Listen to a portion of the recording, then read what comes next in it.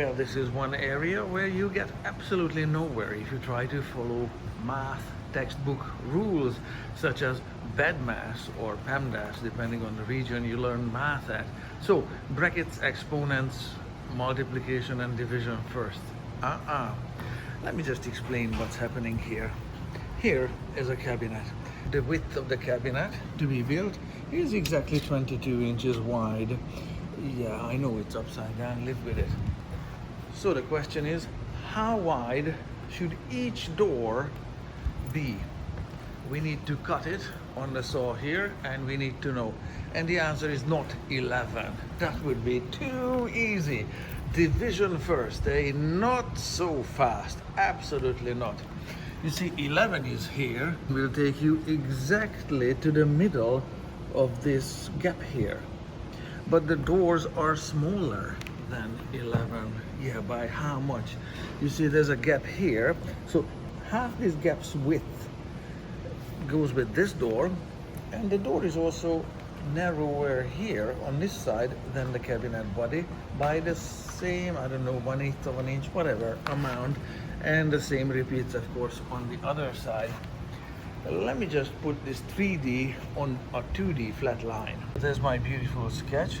You see what the problem is here? 22, and then there's 1/8 of an inch, 1/8 of an inch, and 1/8 of an inch.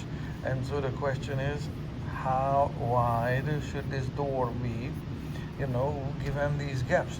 Well, like I said, the math rule says, either which way you grab these acronyms, division or division is featured here in it.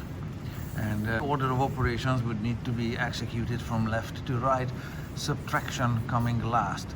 But that doesn't help you here with this problem. What you need to do to get this figured out and cut the material down on the saw sometime today is you need to start with subtraction. Yes. So 22 inches minus an eighth, minus an eighth, and minus an eighth will give you there 22 minus an eighth, minus an eighth, minus an eighth. I know it's still upside down, get used to it, is 21 and 5/8.